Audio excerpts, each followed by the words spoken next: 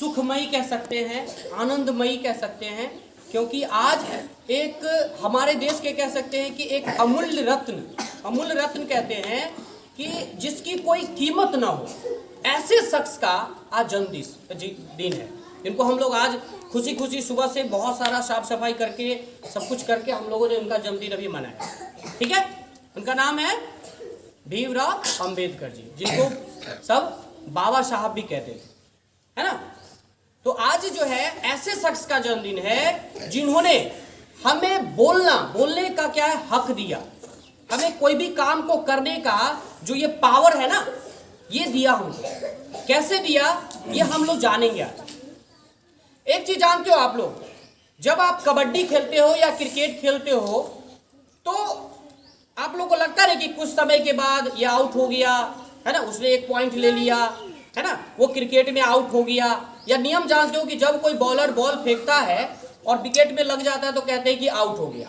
नहीं सुनो ना रे तुम लोग, आउट हुआ ना। या फिर मान लो कि कोई बैट्समैन उस बॉल को मारता है और बाउंड्री के पार अगर वो नीचे से होकर के जाता है तो कहते हैं ये 4 रन हुआ। कितना रन हुआ? 4 रन हुआ। या फिर ऊपर से जाता तो क्या कहते हैं? छक्का हुआ। ये सभी क्या है? नियम है। और ये नियम क्यों बनते हैं? नियम इसलिए बनते हैं ताकि हम उस गेम को अच्छे से सुचारू रूप से बिना किसी समस्या के हम उसको खेल सके।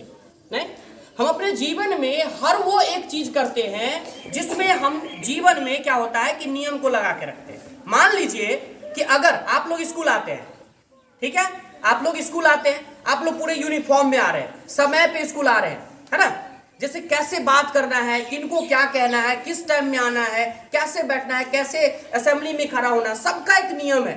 राइट? अगर मान लो कि ये सभी नियम नहीं होते तो क्या होते? हम आते 12 बजे, आप लोग आते 1 बजे, कोई हाफ पेंट में आ जाता, कोई ऐसे आ जाता, कोई नियम नहीं होता। जैसे मन होता आपको वहां बैठ जाते पढ़ने के लिए, कोई वहां बैठ जाता, ये क्लासरूम नहीं होता।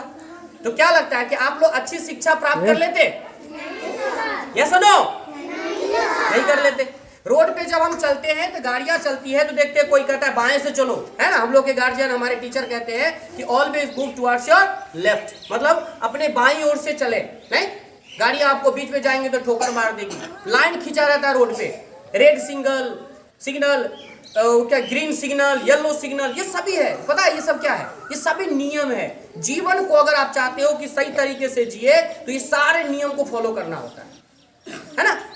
तो आखिर हम ये बात क्यों कर रहे हैं, ये सारे नियम की, ये सारे रूल्स की? अगर आज आपको कोई मारता है तो आप आके कहते हो सर उसने हमको मारा, क्यों? क्योंकि आपको लगता है कि सर को कहेंगे तो हमें न्याय मिलेगा, हमें ये लगेगा कि उस बच्चे ने गलती किया है तो सर उसको डांटेंगे या समझाएंगे, है ना। इस आशा से आप आते हो। हम इसलिए बात कर रहे हैं ये सारे नियम की कि सोचो कि अगर ये सारे नियम नहीं होते और आपको कोई भी मारता लेकिन उसके डर से आप बोल ही नहीं पाते तो क्या होता? फिर आप आते सर के पास? या क्या अगर गांव घर में कोई झगड़ा झंझट होता है तो पुलिस जाते हैं, हम लोग कोर्ट जाते हैं, थाना जाते हैं, क्यों? क्योंकि हमको लगता है कि वहां पे हमें सही न्याय मिलेगी, है ना, इसलिए जाते हैं। हम बात क्यों कर रहे हैं ये कानून की? क्योंकि आज जिस शख्स को आप देख रहे हो, डॉक्टर भीमराव अंबेडकर, इन्होंने हमें ये सभी राइट दिया। इनके द्वारा हम इसलिए कह सकते हैं क्योंकि जिस समय ये सभी नियम कानून जब बने थे तो उनकी अध्यक्षता यही कर रहे थे। इसीलिए हमें ये बात कर रहा हूं मैं आज ये कानून की। मैं बता दूं कि डॉक्टर भीमराव अंबेडकर साहब का जन्म, जैसे कि सर बताए कि 14 अप्रैल, आज का दिन है ना 14 अप्रैल, तो 14 अप्रैल 1891 ईस्वी में, जो सर बोले हैं कि मध्य प्रदेश, उसका एक जगह था जिसका मधुनगर के नाम से, छावनी के नाम से जाना जाता था, वहां पे उनका जन्म हुआ था। लेकिन उस समय क्या था? अंग्रेजों का हमारे देश पे शासन था, यानी हम लोग गुलाम थे। हम लोग क्या थे? तो अंग्रेज आता था, किसी को मार बैठता था, कोई हिम्मत नहीं किसी को बोलने की, कोई नियम नहीं था। आपको आके कोई भी पीट देता, कुछ नहीं कर सकते आप, है, आपके आके कोई गाली दे देता, कुछ नहीं कर सकते आप, क्योंकि अंग्रेज का था, जो वो चाहता वो कर सकता था। कोई नियम था क्या? नहीं था, कोई नियम नहीं, कुछ भी नहीं। इन शख्स का जब जन्म हुआ तो इनका जन्म पता है किस जाति में हुआ? ऐसे जाति में जिसको अभी तो हम लोग नहीं करते हैं, लेकिन पहले क्या होता था? छुआछूत होता था, है ना, अनटचेबिलिटी जिसको कहते थे। बड़े जाति छोटे जाति के लोग कहते थे कि तुम छुओगे तो हम अशुद्ध हो गए, हम पापी हो गए, मतलब तुम पापी हो, हम गंदे हो गए। उस समय ये कल नहीं था, नल नहीं था, लोग पोखर में पानी पीते थे, ये नदी का पानी पीते थे। तो जहां पे बड़े जाति के लोग जाते थे पानी पीने, वहां पे छोटे जाति के लोग अगर धोखा से भी चले गए तो उसको मारा पीटा जाता था। उस पूरे नाले के पानी को, उसके जो है कुआं के पानी को साफ कर दिया जाता था, हटा दिया जाता था। बहुत सारी ऐसी समस्याओं का सामना करना पड़ता था। ऐसे शख्स, इनको जब स्कूल जाते थे, अभी जैसे आप लोग आते हो स्कूल तो सब आदमी साथ में बैठते हैं ना, एक रूम में बैठते हैं, एक जैसा ड्रेस पहनते हैं, नहीं। लेकिन इनको क्या किया जाता था कि बड़े जाति के बच्चे को रूम में रखा जाता था और इनको कहता तुम बाहर बैठ के पढ़ो, तुमको अंदर नहीं आने देंगे, क्योंकि तुम अगर तुमसे कोई छुआ गया तो वो पापी हो जाएगा, वो अशुद्ध हो जाएगा, फिर गंगाजल डाल के शुद्ध करना पड़ेगा, मंत्र पढ़ना पड़ेगा।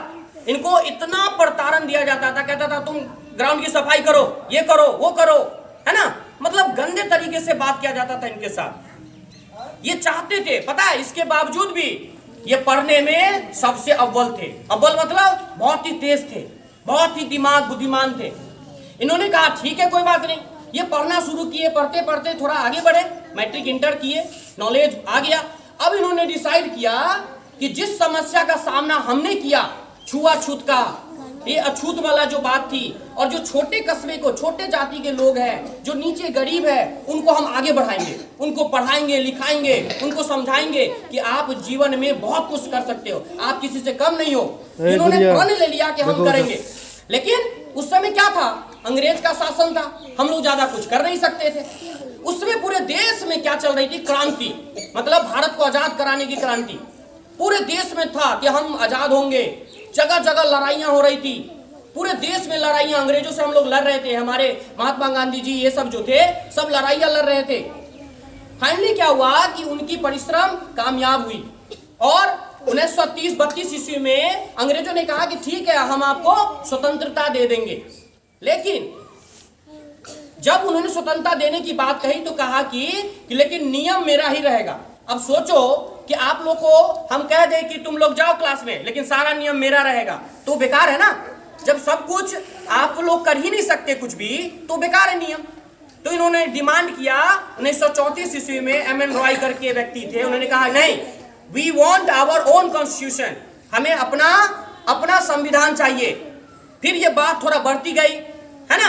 1935 ईस्वी में, 1936 ईस्वी में जो हमारे जवाहरलाल नेहरू, जो बाद में प्रधानमंत्री बने थे हमारे, उन्होंने कहा कि अगर हमें इंडिया चाहिए, फ्री इंडिया, तो हमें ऐसा संविधान चाहिए, ऐसा नियम चाहिए जहां पे अंग्रेजों का या किसी बाहरी व्यक्ति का कोई इंटरफेयर नहीं, कोई ये नहीं रहना चाहिए कि वो करेगा तो ही हम करेंगे, कोई नहीं। ठीक है। फिर उन लोगों ने, अंग्रेज ने क्या किया, तो उसने एक व्यक्ति को भेजा, उनके असेंबली के एक व्यक्ति को भेजा और उनको कहा, 1942 ईस्वी में यहाँ पे आया, उनको कहा गया कि जाइए वहां पे संविधान बनाइए। ठीक है, उनको कहा गया कि जाइए वहां पे संविधान बनाइए। लेकिन उस समय पूरे देश में हिंदू मुस्लिम का भी थोड़ा सा प्रॉब्लम हो गया था। ठीक है, उस समय मुख्य रूप से दो पार्टी थी, भारतीय कांग्रेस पार्टी थी और एक मुस्लिम लीग थी, है ना। तो जिसको उन्होंने कहा कि नहीं, हमें इंडिया जो है दो पार्ट में डिवाइड चाहिए, हमें अपना कानून चाहिए। तो 1942 ईस्वी में